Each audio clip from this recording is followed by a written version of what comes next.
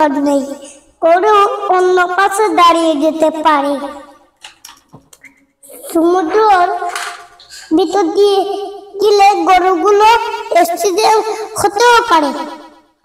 আপনারা তো দেখলেন গরুগুলোর কি অবস্থা হলো অ্যাক্সিডেন্টের, তাই আপনারা একটু সতর্ক থাকবেন। বাবা সবাইকে সতর্ক থাকতে বলেছি। খুব ভালো, গুড বয়। সবাইকে সতর্ক থাকতে বললো যাতে বৃষ্টির মধ্যে গাড়ি সাবধানে চালায়, সেটা বলবা। বৃষ্টির মধ্যে আপনারা সাবধান থাকুন গাড়ি চালাতে গেলে, না হলে স্লিপ খেয়ে গাড়ি উল্টিয়ে যেতে পারে। আর কি বলবো?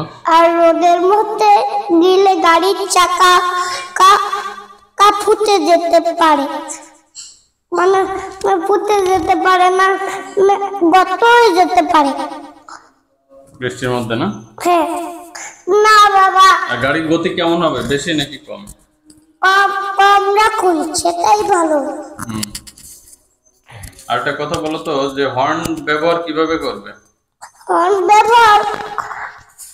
ব্যবহার কম কম কম দিয়ে করবেন। না না, হর্ন একটু আস্তে বাজাবেন, না হলে গবাদি পশু ভয় পেতে যেতে পারে, বয়স্করা ও ভয় পেয়ে যেতে পারে, বাচ্চারা যারা বাড়ি থেকে বের হয়ে খেলতে যেতে গেলে বাচ্চারাও অ্যাক্সিডেন্ট হয়ে যেতে পারে।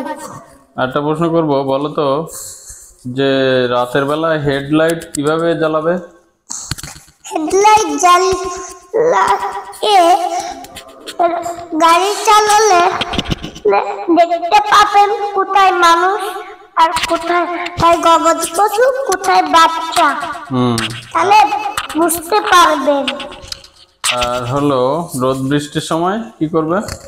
রোদ বৃষ্টির সময় ছাতাটা ব্যবহার করে যেতে হয়, না হলে স্লিপ হয়ে যাবে। আর ওই রাস্তার কোন পাশ দিয়ে যাবে সেটা একটু বলে দাও, কোন দিকে কিভাবে কি রাস্তা পার হতে হবে, খেয়াল কিভাবে করতে হবে। যখন গাড়ি না আসে সেটাই তো আমি বলেছিলাম, তাই না? আর কিভাবে পারবে, কোন দিকে তাকাবে সেটা তো বলো না।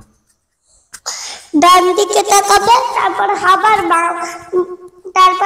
বাম দিকে তাকাবে, তারপর ডান দিকে তাকাবে, আবার বাম দিকে তাকাবে, তারপরে হাত উঠিয়ে রাস্তা পার হবে।